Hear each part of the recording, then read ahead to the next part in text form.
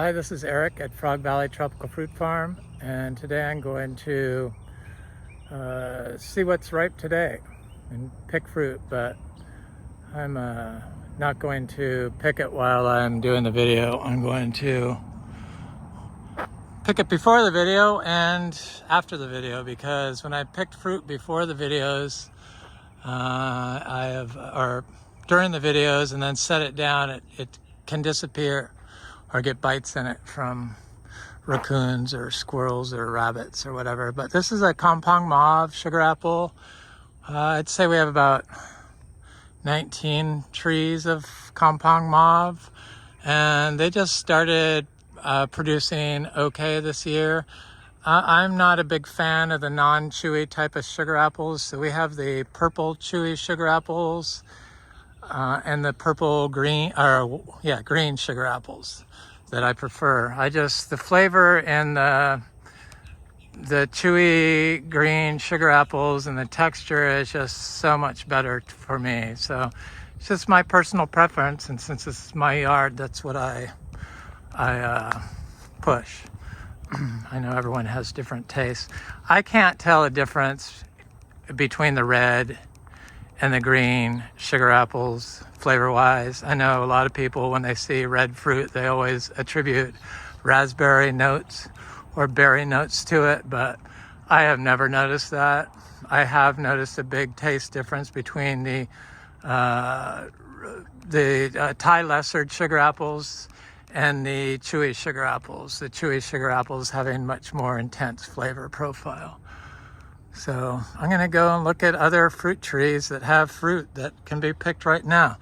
The beauty of this farm, having so many fruit trees, is we always have fruit every day of the year, year round. And I'm not big on selling fruit, as I've explained in my past videos. So I've talked about my mangoes being multi-producers per year. And this is the Namdok Mai tree that's like completely surrounded by trees. It's probably the mango that's in the most shade of any tree we have. And it produces so many mangoes, and it produces 3 crops per year. And they're always good. Whereas these other ones further away from the shade don't. But it kind of makes sense, because coolness is a trigger for mango bloom. So if they're getting more shade when it's really hot, it's the same as cooling it off. So I know that that's a reason. So therefore we don't remove trees and stuff. The only maintenance I do is mowing the paths. I mow along the driveway and I trim the paths, or if a tree goes down and it's landed on one of my fruit trees, then I chainsaw it up. But it's very low maintenance. We don't water. We only rely on natural inputs, which we get from our miniature zebus and our donkeys, grass, hay, and urine from those animals, which I distribute year-round daily. So people think that we might apply lots of manure inputs to our trees, but usually it works out to about 1 load of input per tree per year, which is about 20 pounds of raw manure. And then you have to plan on for if you're selling fresh fruit, because they're so paranoid about E. coli, by the way, from how cows are managed poorly in large concentration camps. It harbors E. coli in their big giant pits of manure, and but in our rotationally grazed miniature zebus, it's not a problem. In fact, I know I've eaten plenty of raw zebu manure on accident and never had an issue with it. I feel great after getting the COVID shot. I was sick for a week. It was the 6th booster, and I kind of questioned why I got it in the first place, but I feel better than I felt before I got it. So it's good. I understand if you don't get it, but I'm just sharing my experience. So we have lots of sapodillas, but the rabbits get all the low-hanging fruit, which was what was ripe. And I don't have any ripe fruit on them at the moment. But lots of other fruit. And of course the jackfruit has fruit all over it. I just did a video on it. This is our diamond mango tree. We have 2 diamond trees, and I've been planting seedlings of it. I prefer this tree. This is a fruit tree that produces 3 crops a year. And so it blooms in like February, and then it blooms in April, and then it will bloom in June and set fruit. They're young trees. Our mango trees are our youngest trees. Most of our mango trees aren't even 4 years old yet. More than half of them aren't even 4. We got a fruit set on our rasapote, finally, and some more sapodillas. This place is amazing. It's amazing. Just the bounty of fruit that we get here. And speaking of amazing, this Imbe tree is just the tree that keeps on giving. So this tree, we sell the fruit for $4 each. The seeds are $6 at Trade One's Fruit, and I'm sure they're elderly seeds. So we sell the fruit for $4 each. I'm getting ready to send some to Virginia fruit grower, G. And he has a YouTube channel. I'm sure you've heard of it. I asked why he didn't come by here to do videos when he did videos of all the other YouTubers around us, but never bothered to come by here. And he said because he only focuses on jaboticabas anymore. I guess he just eats Garcinia fruit, but oh well. Can't win them all. So I really like this fruit, and it's ready. And I think I have 10 to ship to him. Maybe they don't look like the biggest fruits that are ripe, so maybe I'm gonna have to wait a week, but there's some over here. There's a lot of fruit on this tree. This is the 2nd crop this tree has produced this year. So you want to wait till they get dark orange like that, and then pick them with the stem, and they're so delicious. They're sweet, and just it's the best Garcinia fruit tree that we grow here so far, taste-wise. You eat them skin and all. You can leave them on the tree until they get wrinkly, and then they have an alcohol aspect to them.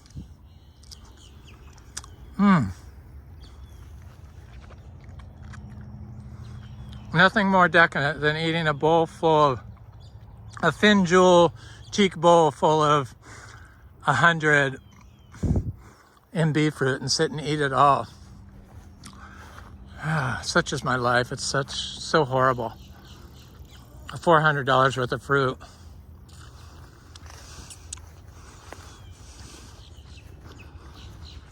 In a very expensive wooden bowl. It's crazy.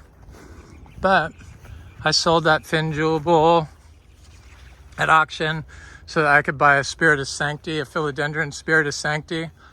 And I don't regret it, but I wish I had my Fin Jewel Bowl still.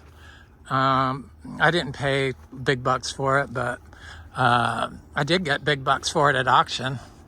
And I was able to get my Spiritus Sancti.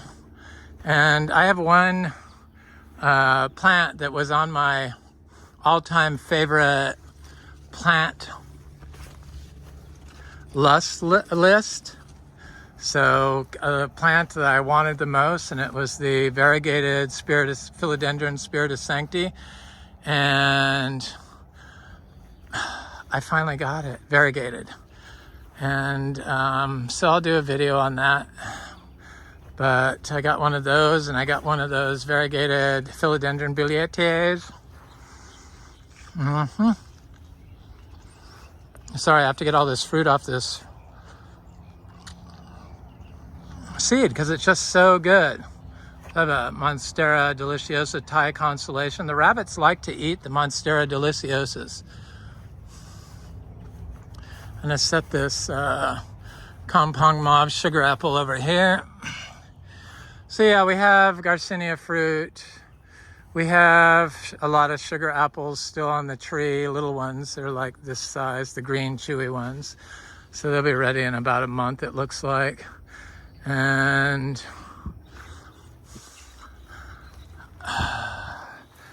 we have some other fruit, which I'm going to go show you, that's ready, you know, right now. So here's my philodendron Jose Buono that got snapped in a windstorm.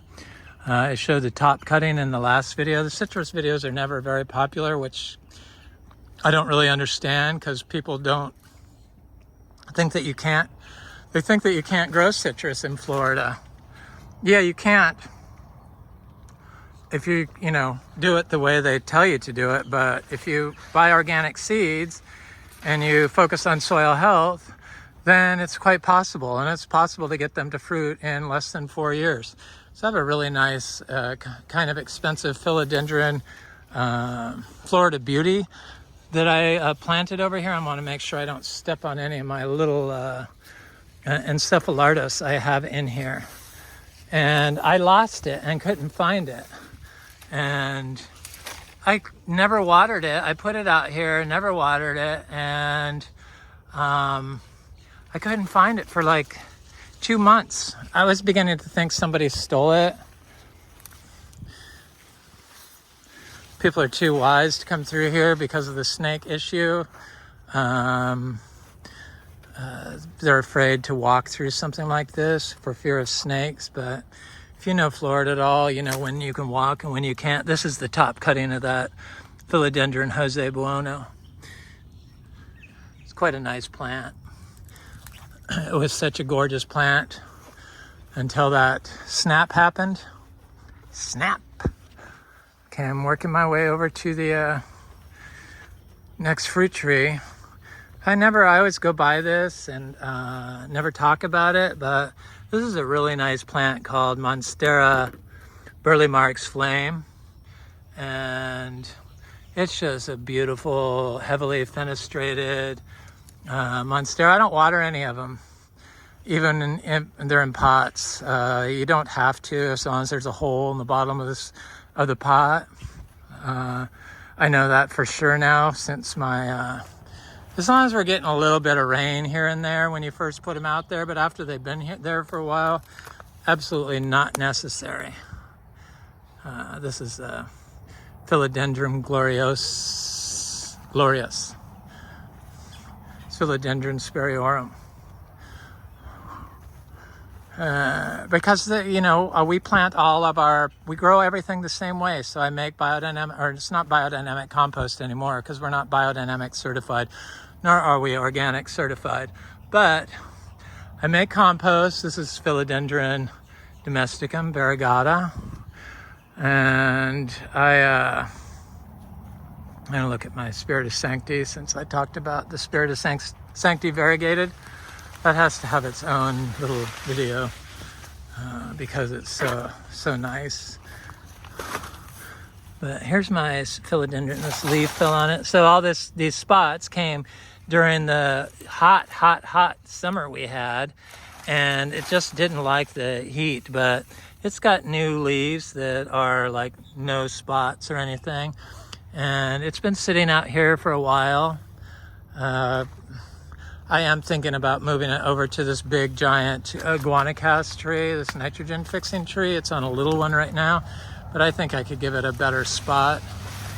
We don't worry about freeze because we're a biological system. When you have a biological system, your plants can adjust to changes in temperature, changes in water, changes in pests, and adapt accordingly. But when you have plants that are addicted to chemicals, nitrogen, starting with the nitrogen, and then all the other fungicides and everything, you have zero immune system in your plant, and you have a chronically diseased plant, just like our health system, our human health system with our poison food. This is Philodendron linamii. These are my little seeds I've been starting. I started some Garcinia lindero seeds and some licula palms, which I need to plant outside. And I'm trying to do them all in terracotta. I know it's very hard to get away from plastics.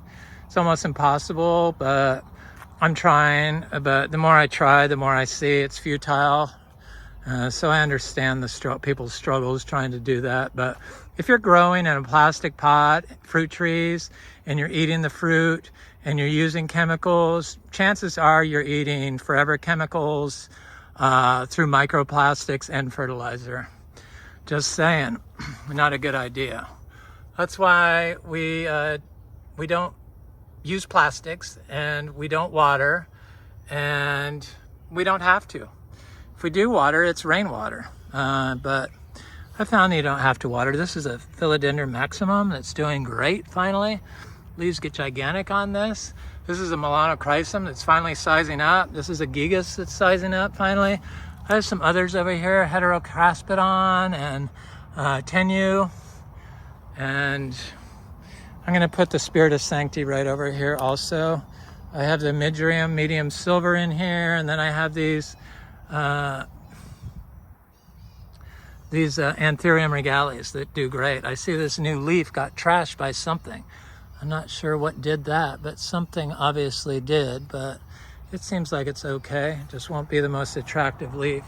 Need to put the rest of these anthuriums in the ground. They seem to do well in the ground. I got the gloriosum in the ground, and I got this in the ground. No, this is not in the ground. This is a Waterburyonum waraquianum cross anthurium. I love it. Just love it. I'm obsessed. So I have a regular Biliete over here, a non-variegated form, and they're just so easy. All these aroids are very easy. The cuttings I did during drought that I thought all died, seems like this is a Biliete.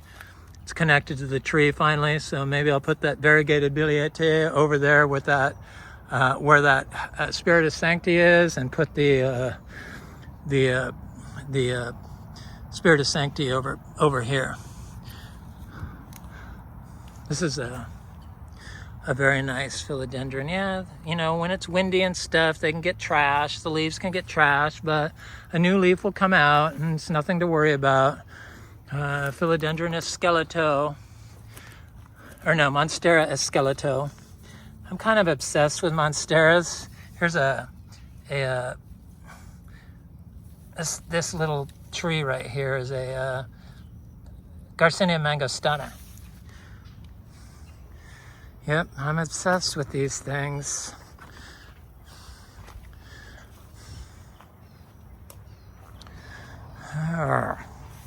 Okay, on to the fruit. Sorry, I got a little sidetracked looking at this is a philodendron species SP Columbia from Equigenera. I try to buy plants from Equigenera when I can, but look at this cacao. It's like loaded with fruitlets. This has produced 5 fruit. Last year, it didn't produce fruit because of the drought. We don't water our cacao. We don't protect our cacao. We don't protect plants, period. We focus on the soil health. That's what we do. And that protects them. And I see it's got flowers all the way up here now. So it should have quite a bit of fruit set this winter. It's quite exciting. The orchids in Florida, you don't need to water them, and you definitely don't need to fertilize them, and they will fruit for you, or flower for you. So this is one of my cuttings I was talking about of the melanochrysum that I put, and I thought it had died. I see the leaves got trashed here, but it's connected to the tree. So it's gonna do fine. Look at all the flowers on this cacao. It's a seed-grown cacao from a tree that I fruited in Brevard County, outside, dry farmed. It's all possible. We don't have to water, especially since, water's going to be in scarce supply. Here's more bananas. We have so many bananas. I've divided 345 pups off them. These are all ice cream bananas. And if you keep dividing pups off them, then the fruits, your fruit rack is not going to be very good. But if you leave them alone, then you'll get big giant racks like this. Without water, without chop and drop. I do apply the manure to them. Not always, but I try to get the manure next to them at least once a year. I'm working on my back mangoes right now. but those bananas aren't ready. But I know I saw a rack over here that's definitely ready.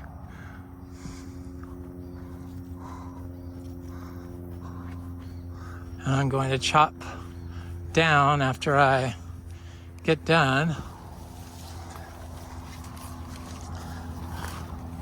Oh yeah, right here. She's ready. Ice cream bananas. I saw, you know, I priced the fruit on ice cream bananas on Miami Fruit. It was $97 for 3 to 5 pounds. Oh my God. I was gonna sell our bananas, I think, for like under $2 a pound. So let's see, that's $6 or $97. I just don't believe in ripping people off like that. The Imbe's a different story because I want it and everyone else wants it, and the seeds are $6 each. So that's why. So we have bananas, we have Imbe fruit, and then we have some guavas left. And oh, that was a philodendron domestic or giganteum variegated or blizzard. Yep. Okay, I'm gonna try to go over to the. No, I'm gonna go this way. I trimmed all my paths and then mowed yesterday. Takes a while, but that's all I do. Periodically, I go through with my electric battery operated hedge trimmer and just trim these especially. And Romy, what's wrong? Little boy, you tangled up in the tree? No, he's a little boy. Oh, so this is our fertility, this little angel. Oh, you are a little tangled up. I'm sorry, I'll be over here in a second, little guy. Poor little baby, I know. Well, you went all the way around the tree like 3 times. Trim the paths and then mow the paths. Ideally, I shouldn't have to mow, but it makes it so much easier to move the wheelbarrow through here because I was less likely to bring manure to the trees. Oh, here's our green sugar apples we have. They're looking very clean this time of year for some reason. I think it just got too hot for them over the summer. It was too hot and wet, but we have quite a bit of fruit here and there on them.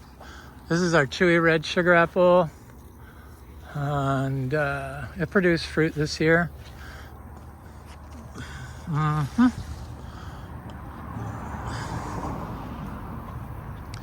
I mean, there's not lots of sugar apples, but I see enough on there. Yeah, Miami Fruit said they're not ready yet for, or they're pre-order. So pre-order sugar apples for next year, the red sugar apples. They don't identify whether they're Kampong Mauve or chewy. And they're $97 for 3 to 5 pounds. Ugh. I think I was selling our sugar apples between $2 and $5. And of course, I was giving a lot of them away. I'm just not into selling fruit. I've been very clear about that, which is why, because we have so much fruit here, I let a lot of it go to waste, which is why I feel like I want to sell this place. I mean, that's pretty much the reason why. It's not that I don't like it. It's just that it's turned into this farm, and I thought I could be a fruit seller, and I realized that I just, you know, I do everything myself. It's 100% me, 100% me, nothing. I've never hired anyone to do anything. I get a periodic help from my partner on the weekends with the cows. He's a excellent cow person, but when it comes to the garden, I've planted everything. I've done everything. It's all me. So here's our guavas. I said we had guavas. Somebody wanted to come by. My friend Frank wanted to come by and get them, but you know, fruit's one of those things that, I see the creatures have been getting them. When it's ripe, you gotta like get it then, because it doesn't wait for anybody. And thankfully, I don't stress out over it. Sure, I should have picked all the guavas and tried to sell them or freeze them or whatever. But this tree produces fruit continuously, pretty much year round. And Basically all of it went to waste. I ate some here and there. There's some left on there I see, and then there's some small ones still on there, but it dropped off. That's the beauty of fruit. You don't have to stress over picking it. It'll disappear here. Yep, not a problem. Yeah, it's wasteful, but don't judge me.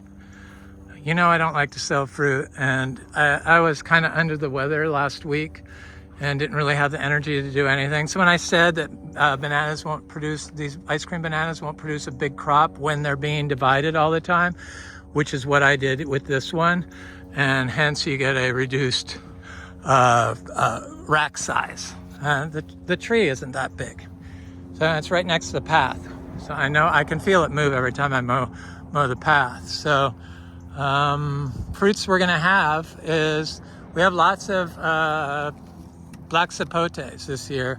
3 different types, Reineke, Berneke, and Black Beauty. I consider Black Beauty the best. Our tree is huge. It's our biggest tree, and it's loaded with fruit this year. This is the Berneke. It's good. This is a seed-grown black sapote that flowered for the first time this year. At 4 years old, it looks like it's going to be a monster tree. They're beautiful trees. I will have a new variety once that produces fruit next year. And we also have citrus, but for obvious reasons, you're not allowed to sell citrus in Florida.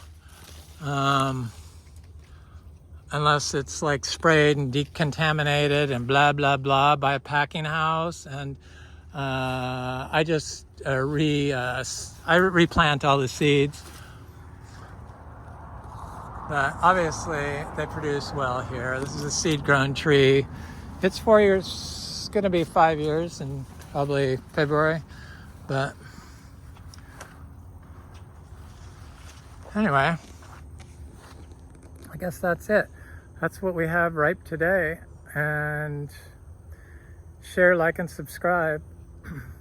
This is Florida Natural Farming at Frog Valley Tropical Fruit Farm, and I'm Eric. Have an excellent day.